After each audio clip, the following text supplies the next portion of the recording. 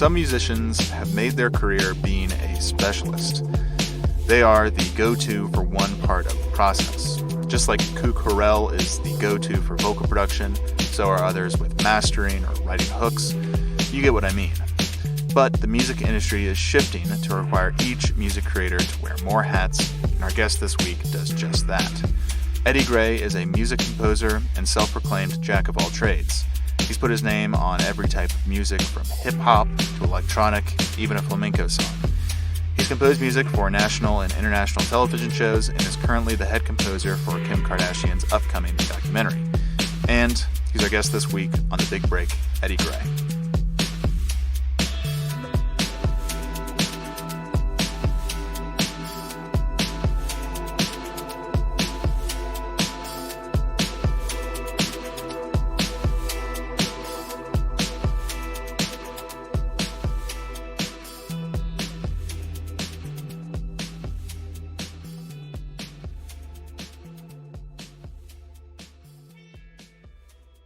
My name's Eddie Gray. I'm a composer, producer in the LA area. I was born and raised here, one of the few. I loved growing up here. I grew up in all the various aspects of Southern California. So I've lived in Orange County, I've lived in Compton, I've lived in Santa Monica, I've lived in beach cities, I've lived deeper in rural areas. So I've had a really good sense of what this community and this life is about. It's all I know. Sometimes when I go to like Cabo San Lucas or Costa Rica or wherever I go, I miss home. I miss the city. I miss the traffic of all things, because it's just part of who I am at this point. I can't really see myself living anywhere else. But to go to the origin of it all, I grew up in a small town called Southgate. And that's probably like 20, 30 minutes out of LA. And the one thing about this town that I really particularly respect is that the people there are, good people, hardworking people. That's also one of the things that that drew me away from the city, was they were kind of stuck. And I always had big dreams. I always had a big mind about what was possible. And I knew that someday I would want to leave and I would want to travel the world and talk to different people of all walks of life. And man, I still know people who live there, and I love them, and that's their path, and I honor that. It's just, for me, I've always wanted to do a lot more. So my dream of being a musician, creative, was implanted within me when I was about maybe 10, 11 years old. I had a love for music. My first kind of pivotal moment when I really discovered that it was something I needed to do, and I emphasize the word need as opposed to want, because the only people, and we can touch on this later, but the only people that I find really, truly, break that threshold are the people that need it. They need it to live. They need it like food. It seems to be the one defining factor every time. If this is just a hobby, that's fine. I completely respect that. I have hobbies. I like watching basketball. I don't think I'm going to be a basketball player ever, but I do love it, and I follow it zealously. But you have to really have an honest self-assessment, about who you are and what you want to do. But for me, man, I just needed it. I had a lot of impediments, I'll call them. I used to have a stuttering problem. I was a very isolated kind of individual, and music gave me hope. It gave me an outlet. It made me feel normal, if you want to put it that way. And, when something makes a profound impact like that, there was no question I was going to do it the rest of my life. To what capacity, obviously, nobody knows. But I knew that I could do something. I was clear about that. The mountains I was going to have to climb, I had no idea how rigorous and how challenging all that would be. But man, I'm having a blast. I just got signed on to write original music as the head composer for the new Kim Kardashian documentary. And I feel honored, grateful every day. I work harder now than when I first started. I woke up at 5 a.m., and that's late for me this morning. And I'm just so hungry. I'm so hungry to get better. The music's getting better. Mhm. But yeah, I won't go off too much. But essentially, yeah, man, I grew up in Southgate. It's a great town. I've lived in Santa Monica. I had a whole other life before this. So yeah, I'm not sure where you want to go next, but that's kind of where I Yeah, started. well, I want to talk about how you say you needed to do music, and also kind of blending that with like what you were talking about, where it's a lot of people have music as a hobby, either listening to it or playing, composing it. And I mean, like growing up, you're a teenager, say, and there's a lot of things. The world is infinite, and you can do anything. I mean, you could have been a basketball player if you're interested back then. Maybe I don't know how tall you are, or what kind of skills you have on the court. But what actually made you need it? When did that click for you? Like, I need to do this for my life. Yeah, I mean, not to get too metaphysical, but I do believe in the law of reciprocity. In other words, to the degree that something happens to you, you're going to get the opposite. And so I grew up with very challenging circumstances. My childhood was rather intense. Parents in and out, just a lot of different circumstances. And at the time, obviously, I didn't know how to take it. I didn't know how to interpret everything. But looking back, I can clearly see how advantageous all those things were for me. Not everybody would look at it like that, but I'll tell you, when I wake up at 3 in the morning, 3:30, I'm on 4 or 5 hours of sleep, I always remember, and I can't forget where I come from. And so it just keeps me so hungry. And so the fact that I was able to achieve everything that I've been able to achieve in a fraction of the time, like normally people take 10 years, 15, and I've been able to do it in 5, 4. And it's hard to explain, man, but I just needed to play. I didn't really do other things well at the time. I didn't really have a social life, right? I was a kind of awkward Mm-hmm. kid. So it was just like an obsession with attempting to become competent in the music field. So I would analyze music at an early age: Marvin Gaye, Red Hot Chili Peppers, Police, Zepp, all sorts of stuff. I got obsessed. I took vocal lessons incessantly. I took guitar lessons. I still don't know how to read music, but I understand all the tenets and the principles, and I have a pretty good foundation of music Mm-hmm. theory. Nothing else seemed to really matter except girls, of course, at that age. But besides that, everybody was going out, everybody was doing, everything else, and I just wanted to go home and listen to the Beatles' White Album. And I don't know, I just think I was meant to do it. It sounds silly sometimes, but if you saw my entire life, you would see, okay, this makes a lot of sense. This guy really was designed to do this. And I write music for so many different people, so many different genres. I feel like I was tailor made to compose. I'm currently doing a hip hop album, completely different from composition work, but it's still in me. I grew up in LA, so I listened to Notorious B.I.G. and Tupac, and just I think I'm just cut from a different Yeah. cloth, in terms of music and how I play and how I think about it. And plus I just love it. I got into country music recently, which is phenomenal. Like I just want to keep listening to Dixie Chicks now, and McGraw, and all these Johnny Cash. And so I just think certain people, it's just like food, I can feel that.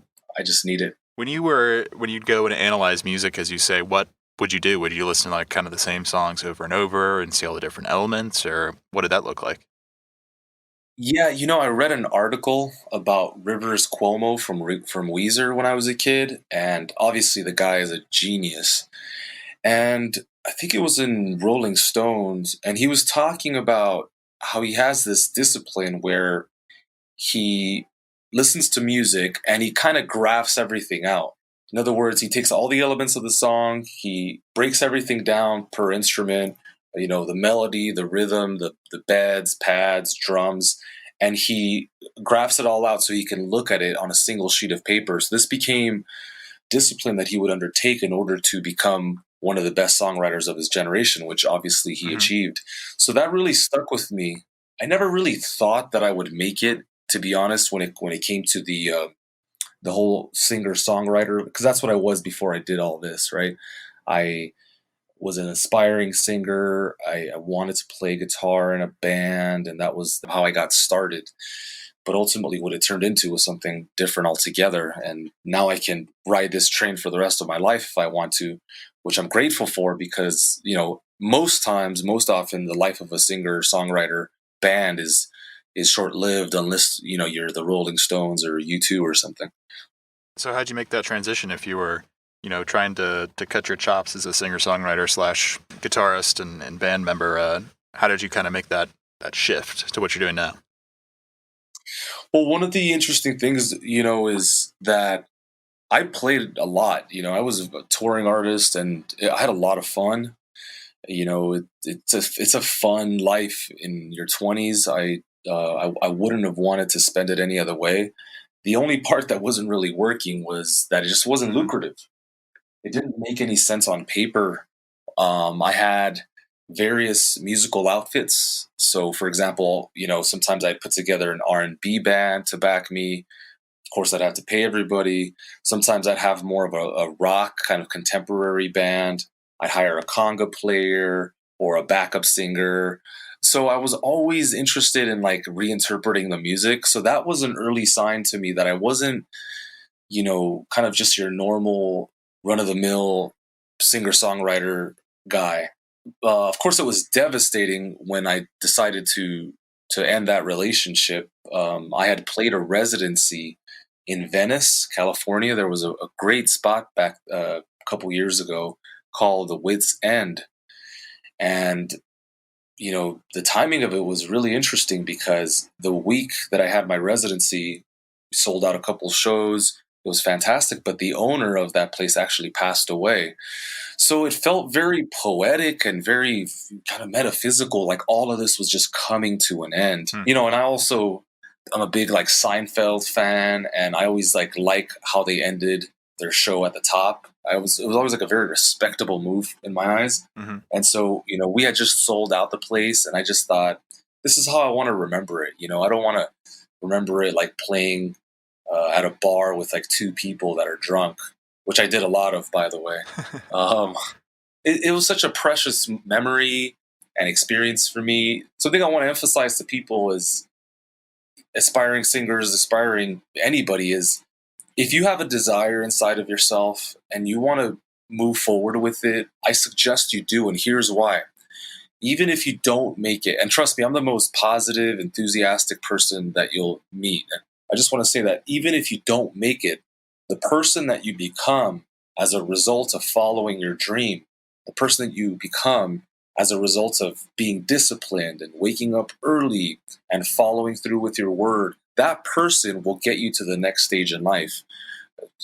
That happened to me. It was something where like that guy who used to rehearse 2-3 times a day, I used to have a studio I used to go to, and I would sing for like 2-3 hours and then like go to my previous job and then come back.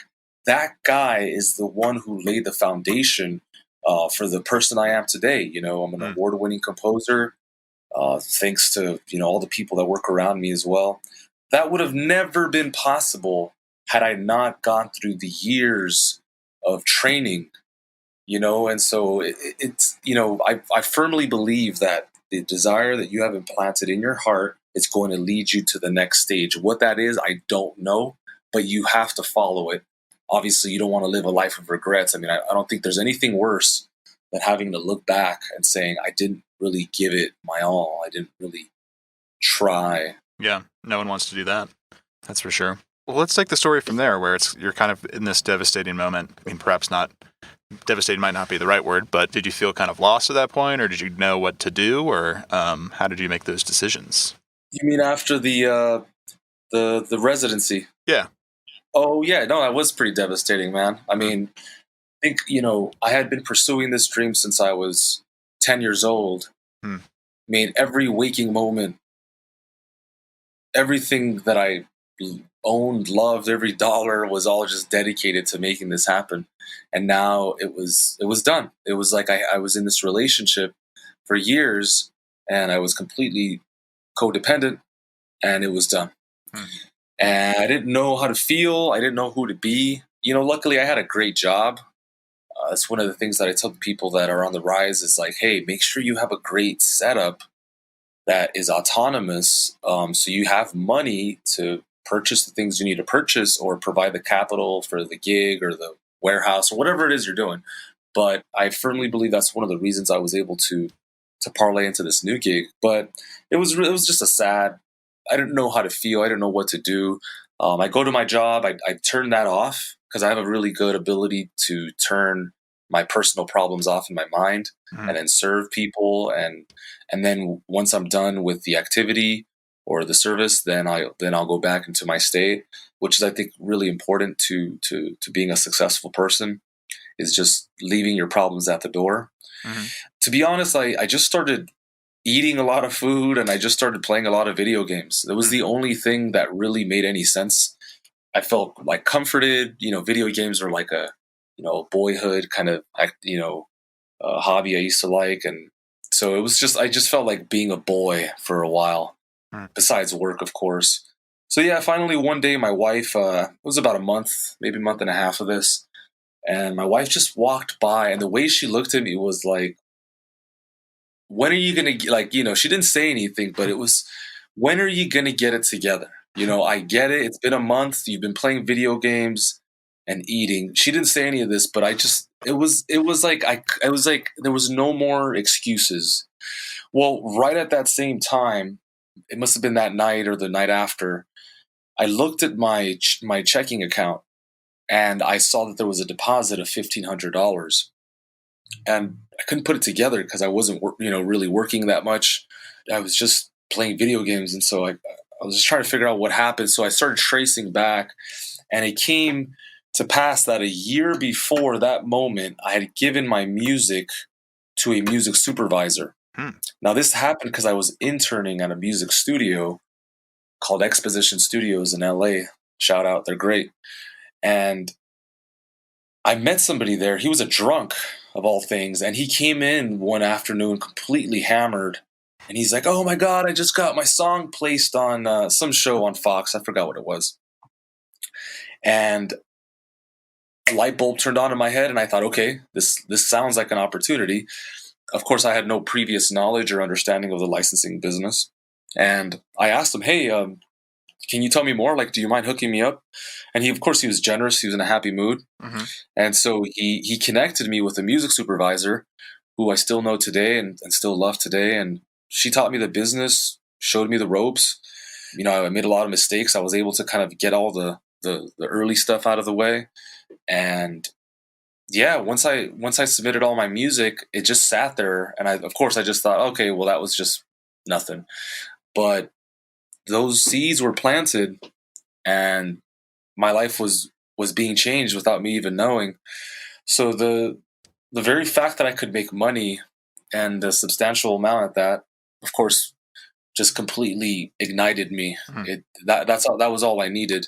And sometimes I get flack for being very kind of money centered in a business that's so associated with like art and beauty and ethereal emotions and things of that nature. But what I always remind people is that we need the finances to sustain our lives. And I have a bunch of great equipment and I love it. I have no shame about it. I want more, I want better, more efficient stuff. And so it needs to be an economic based business. And to me, the money is the proof that you're doing what you need. I don't look at it like a bad thing. I look at it like validation. I just signed on for a solid contract, and yeah, I felt like this is what I deserve and more. But yeah, it's about time. I mean, for all the years that I've put in, it's about time. So feeling very grateful. Right. Yeah, I think the culture's shifting too on that front, as far as I guess enough musicians have been fucked over the years about contracts and stuff, and that they realize that if they need to take it into their own hands and be what they might have called greedy 5 years ago, that's okay, and that's what you need to do to make a living at this. So that was just a chance encounter that you met this guy. Yeah. And did you know before that getting music placements was a viable kind of path as a musician? Well, right around the same time, strangely enough, before this, I was a personal trainer. for about maybe 10 years. And one of the funny things about that was one of my clients ended up being one of the CEOs of one of the biggest licensing companies in LA. And so we struck up a relationship. He was very generous with his time, and he kind of took me under his wing. So I got to see the reality of the industry from him. I went to editing bays. I was able to really look at cue sheets and understand kind of the breakdown of the business. And so that relationship proved to be pretty seismic in the grand scheme of it all, because now the way I run my business was just really modeled after, what I learned from my time with them. So these things both happened at the same time, but mind you, I was working at being a singer. That was so. All the while I'm over here looking through a pigeonhole, and the entire universe is around me. Yeah, it's just funny how it all happens. And to be honest, the impact of it is like, I feel now more than the music. Okay, is like I have a testimony, and I'm going to share it with the world, and I'm going to be transparent, tell people I was a personal trainer, tell people what I did, how I did it, because I want to instill hope. I want people to feel like it's possible, because it actually is. The fact that I went from not knowing anybody, right, not having any, I didn't go to school for this. This is something that I just loved, and so I feel like I have this great story to tell people, and I'm just sharing it with as many people as I can.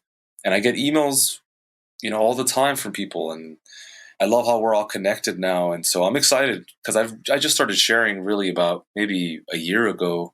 So I'm really excited to touch some people's lives. Yeah. What did your work look like after you noticed that deposit and tracked it back through the system? Man. So I'm an extremist. I don't know if you remember, but when we first started, I said I was jealous that you're drinking a cup of coffee. Well, I had to cut out coffee from my life because I'm such an extremist. Oh, no. Yeah, I know. But you know what I do now? It's like it's like once a month or once every 2 weeks. It's just that I get so ridiculously just intense about it. And, there was a point where I was trying to live a more balanced life, but I kind of have just surrendered to the fact that I am who I am. At some point, you just have to just live with yourself and be who you are, and let that be enough. So yeah, man, I had to cut back on the coffee, because going back to answer your question, once I figured out I could monetize this, oh man, it got really fun, because it became another mountain to climb. And everything I did now was like listening to podcasts so I could learn the lingo. Because prior to that moment, all I knew was how to sing songs. And at that original song, it's like I've never been a guy that actually covers songs. So I couldn't go like build a YouTube following or something. But I got obsessed, because I knew that right now I'm a personal trainer, but one day I'm going to be a composer. And when that happens, I'm going to have to learn the lingo. I'm going to have to become well acquainted with all the principles. I studied it. I broke it down to its least common denominator. What does it take to be a composer? Okay, you need to have arranging skills. You need to have editing skills. You need to have production skills, engineering skills. You need to have a solid understanding of your DAW, right? Which is a separate thing altogether from being a producer per se. You can understand how compression works, but if you don't know how to use the compressor within Logic or Pro Tools or Ableton, then that's not really going to serve you. So I just got obsessed with the study of it. And that's all I did. I just took all the same principles that have always worked for me, which is like being extreme, being obsessed, cutting out a lot of things that don't serve me. And I'll ask myself a question: does it bring me closer to my goal, or does it bring me further away? So if I wanted to binge watch like Breaking Bad for like 6 days straight, that would stop me, which I would, by the way, sometimes.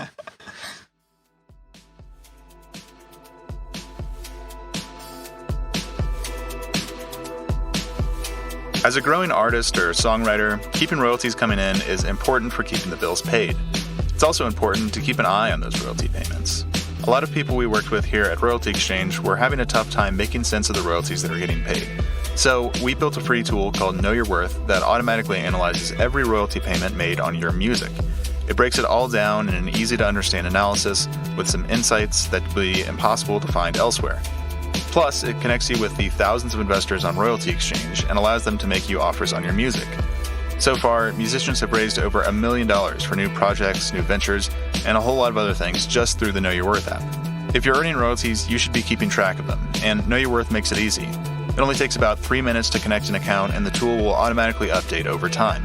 Just visit worth.royaltyexchange.com or find the link in the show notes to get started. Now, let's get back to the interview.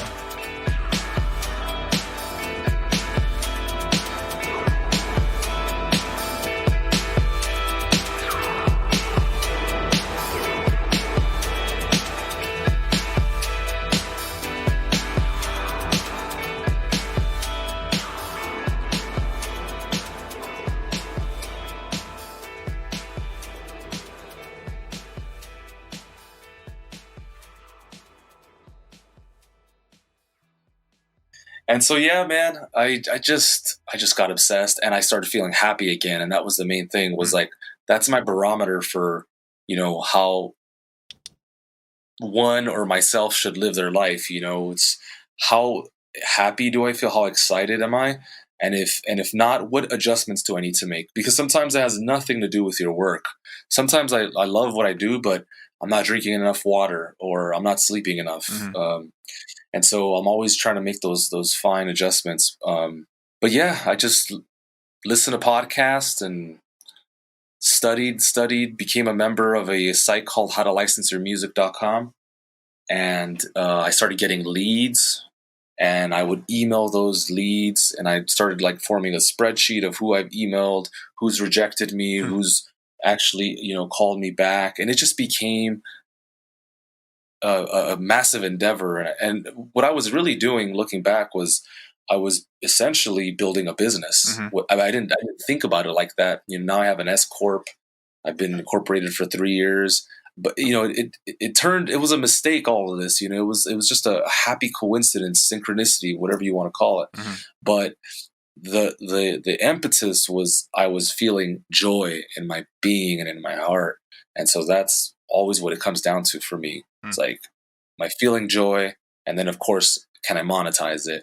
And then if I get a corresponding yes on both accounts, then let's go. What did you say in those emails that you sent off to people? Because I think that's a blocker, or a speed bump that some people hit, where they're talented and they can make this great music, but they don't know what to do with it. Like, do you put it on SoundCloud, or like, where do I go with this? So what did you say to those peeps? So this is all information I have in a course. It's called How to Be a Full-Time TV Composer. The reason I did this again was because I get a lot of emails, a lot of people talk to me, reach out, and it just got to the point where I kept saying the same information. And I thought, okay, I'm not afraid of talking to people. I'm not afraid of telling people who I am. Why don't I put together some educational resources so that people can get the right information? I wish that when I had first started, there was someone like me, and I'm not trying to sound facetious, but I just mean, I wish there was somebody who was a nice person, who was caring, who was giving, and who essentially had my best interest in mind, and also who knew the struggle of having another job, but then transitioning. And so I've, now have this newfound passion for helping people. Naturally, I got to be honest, I like being alone. I'd rather be alone. But I have in my heart something now where I have to help. I think about the guy that I was, and, what if I had still been a personal trainer? I always kind of go back to that. My whole existence would be entirely different. The way my daughter looks at me would be entirely different.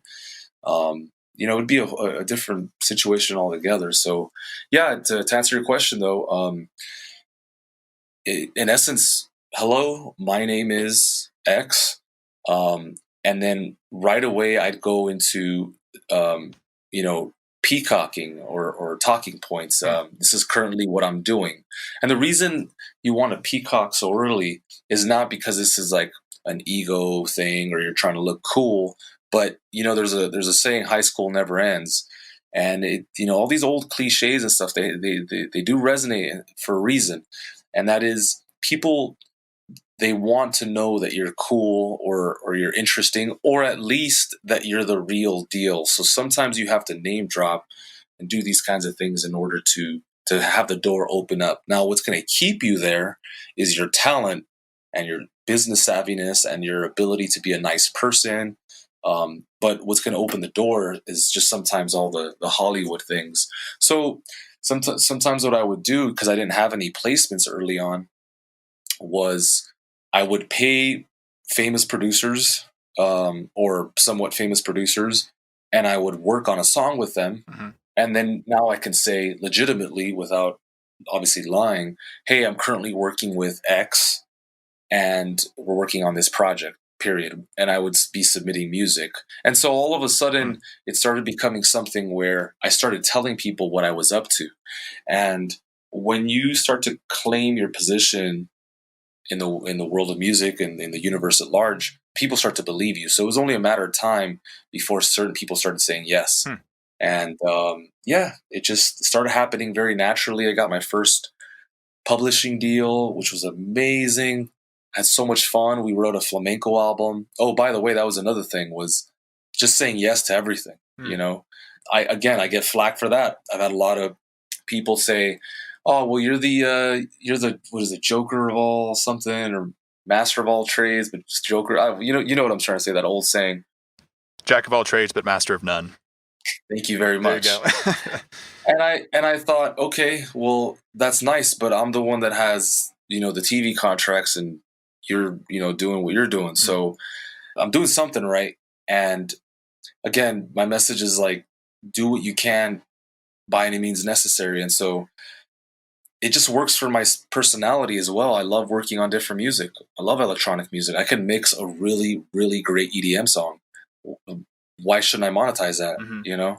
I can work on comedy material. I love comedy. Why should I monetize that? Why can't I just, as an exercise, why can't I just set up my DAW and just have fun and just explore with sounds? And if something comes out that I like, it sounds interesting, why can't I pitch it? I mean, if you have the capacity, and also if you can collaborate with somebody that may have some interesting skill sets, like imagine I hire a dobro player or a slide guitar player or something, all of a sudden that opens up a billion other possibilities that I would have never had. Like that's what I did for that flamenco album, which is like my first break. I don't play flamenco. I play guitar, but I'm not a flamenco player. I was just able to put together enough resources, collaborate, find the right people, and close a deal. So I also think that, I do have that business mind, and I think that serves me well when it comes to this industry, because I don't just think in terms of creativity. There is that part of me, but this is a music business. It is, and it always will be, and people want results, and they want you to hit the deadline, and yeah. What was that first album, that first placement that you really thought like, wow, this is actually working? What was that like? Yeah, it was exciting. It felt like something was happening. It was, small beginnings. Started off as a whisper, and I did the best I could. I've always been a massive advocate for take what you have, do the best you can, give it your all. And then when it's time to let go, you let go. I essentially found power in numbers because I didn't know how to play flamenco guitar. So I had a great friend who is a virtuoso guitar player, and linked up with him, linked up with another friend of mine. And I just felt like it was the beginning of something fun. Yeah, I want to talk more about this this kind of jack of all trades thing, because at least a lot of the people that we talk to in the podcast are either they're very specialized, and they focus on like vocal producing and that's it, and they don't do anything else, or they focus on one genre and try to get as best as they can, know all the people there in that genre, and be the man for that genre. How can you bounce between flamenco album to a EDM album to a hip hop thing? Because I know that's something that people that's specifically focus on placements and production music have to do often, and it's a little bit different. So how do you kind of bounce between those? Well, not to simplify it too much, but when we think about music, essentially broken down by rhythm, percussion, if you want to separate it, but it all falls into the same folder. And then beds, rhythmic beds, harmonic beds, and then melody.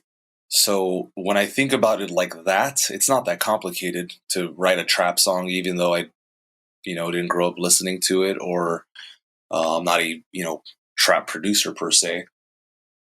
I just feel like it's all accessible. You know, back when in the Renaissance, we all did a lot of different things. We shot archery, and we were warriors and swordsmen and cooks and all, various types of things. So I don't understand why we can't just do a couple of things well. Now, of course, look, there's always the man, and that's fine. But for the rest of us that are utilitarian guys or girls, and we have a host of different skill sets, and also we just need to get paid. So Yeah. I don't find any fault with doing a good job, an acceptable or exceptional job with your current skill set. There's plenty to go around. There's plenty of jobs, that's for sure, especially with all the new media outlets, and it's just going to keep growing. So if at this juncture in your life you need to arrange strings, what's wrong with that? I don't see. If somebody came to me and it was, of course, the right deal in the right circumstances, and they needed me to just mix a song, if it brought me joy, I would do it, depending on the size of the project. I can program drums really well. I've learned a lot about this industry by basically being hired and being paid to learn. So I can't think of a better life than to get hired to do.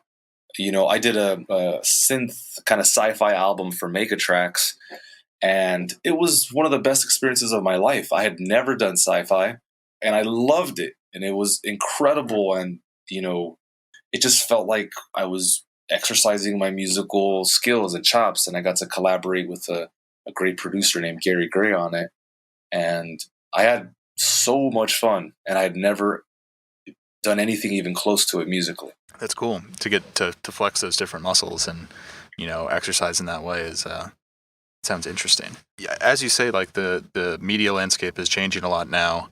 I think Netflix accounts for 15% of all internet traffic. Wow. Jeez. Or maybe that's like data sent, probably. But how is it changing for you as someone that's really focused on media and getting music placed in TV shows or movies and composing specifically for them? How does that change your day-to-day or your business? I'm just curious about that. Well, it's very fast. Pressure is certainly on. So there's that part of the business that a lot of people don't see or talk about. It's intense, and you need to kind of operate under pressure. And so you need to be smart with your time, your resources. Even somebody like me, where I'm doing this full time now, there's still days where it's like, man, I just wish I had a couple more hours. But we gotta ship it. We gotta pitch it. There's no more time, and I wish I had more time with it. But you have to be able to create memorable, poignant music and do it now. So it's a different trip, man. It's a different world too. I don't see it slowing down. I'll tell you that. If anything, you have to get better at producing, at writing music, generating ideas, and then also perhaps forming a team, having a couple people around you, because it's just a lot of work. I mean, I'm not going to name any names, but a lot of the big names, and I know this for a fact by association, they have a bunch of people around them. So it's just it's a numbers game now. It's just a matter of how many can I turn in order to make sure I land this main title, or I land the jingle or the commercial. Or so that's one part of the business that's changing, is it's just fast and there's pressure, a lot of it. The second part is getting new work that I never thought I would get. For example, I just got this Comedy Central kind of YouTube project, and that was completely just out of nowhere. Would have never expected it. We ended up doing hip hop, like 90s, like De La Soul kind of hip hop, like old Wu-Tang Clan kind of stuff, and it was so much fun. I got to kind of like listen to that music again. I got to pull up a bunch of old samples that I hadn't really listened to in a long time. So it just became this new activity, and I was kind of giddy about that project, and it turned out real nice, and everybody was happy. So yeah, I think there's those two parts. It's you're going to start seeing a lot of new work, Hmm. animation projects, apps.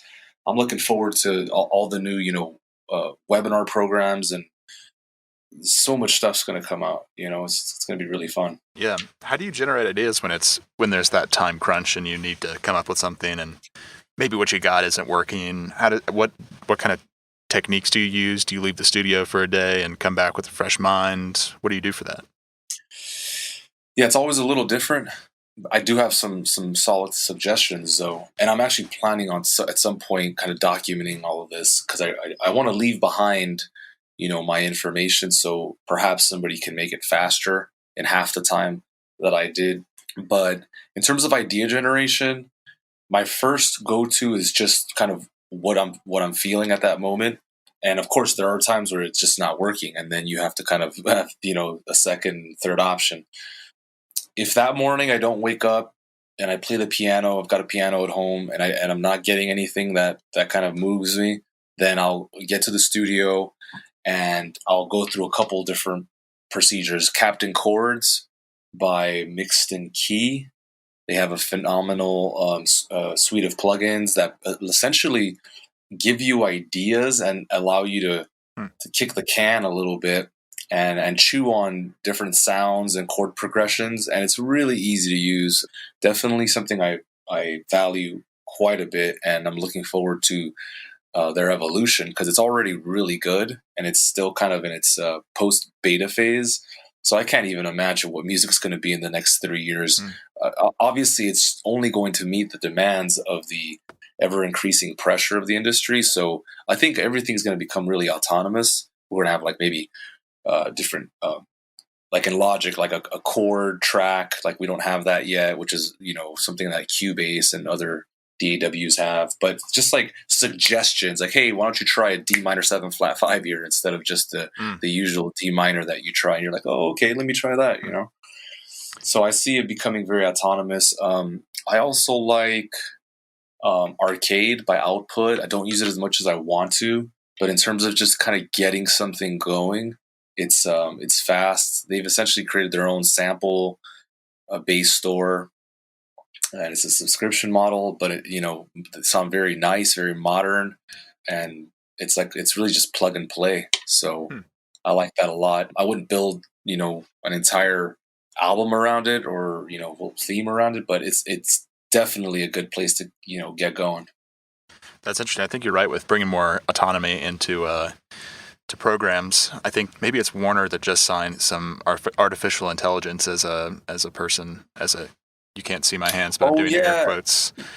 And I listen to some of the music, and it's not necessarily my style. It's a little bit weird, but they trained this art AI to look at popular songs from the last 40 years or something and produce an album, and it's all right.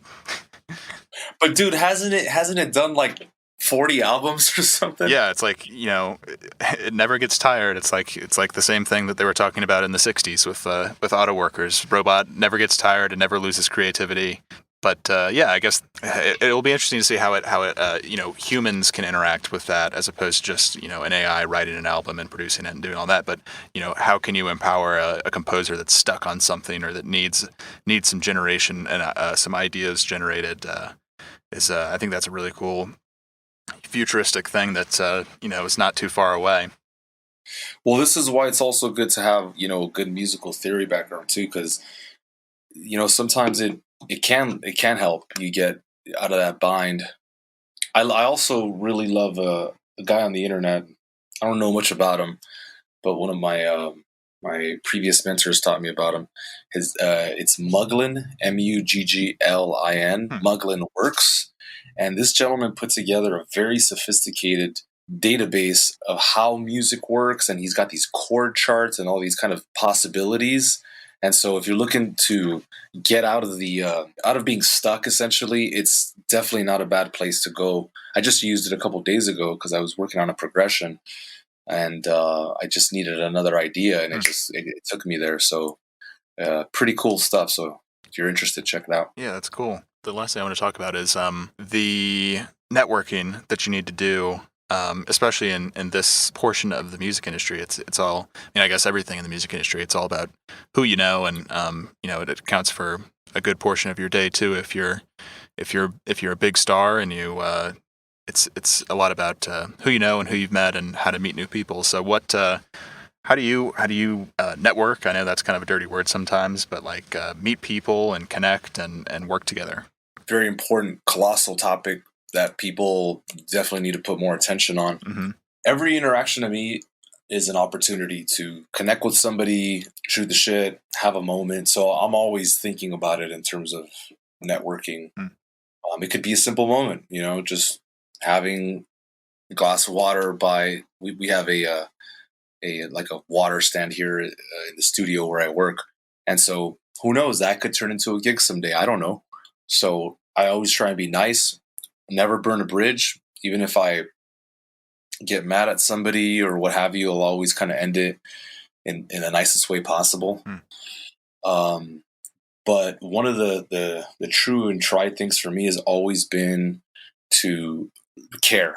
So when I do meet somebody, for example, the way I got the Comedy Central gig was I was teaching a Logic seminar, and I know my stuff. So when I start working and when people start looking at me put together ideas in Logic, there was two guys there that were impressed, and they're like, "Hey, let's go have a drink after. We want to talk to you a little bit more about the program." I was like, "Yeah, it's fine." Mm-hmm. So I could have easily said no. Again, I'm more of a loner by nature, but I thought, why not? What's the worst that's going to happen? We're going to go have a drink. I'll say goodbye, and we'll call it a day.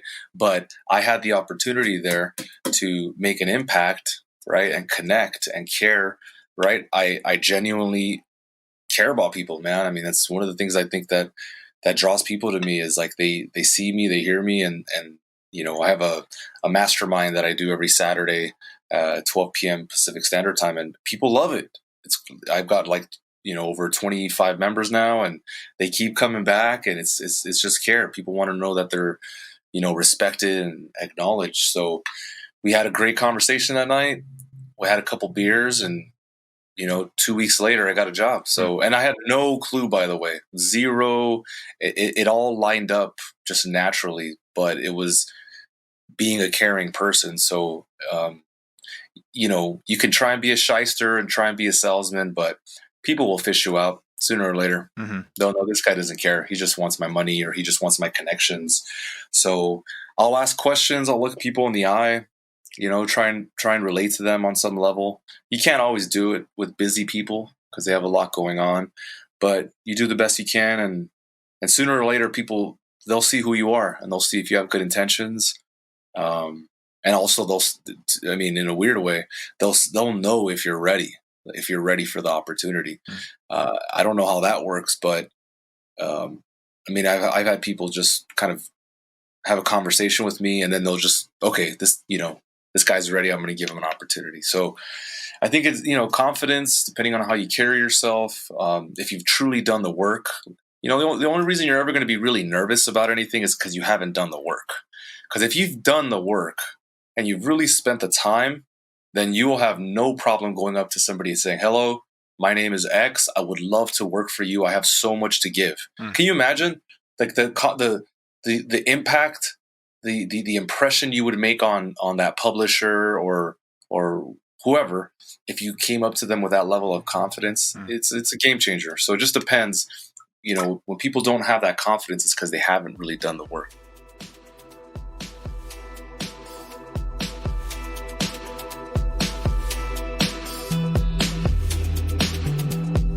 Thanks for joining us and listening to Eddie's story. Check out his well put together website with all his credits and work, plus social media links in the show notes. Catch us next week for a brand new episode. Of course, you can subscribe to the show in your podcast app and get that automatically downloaded. Plus, seeing new subscribers every week shows us that we are telling stories that people care about. Thanks, and see you next time.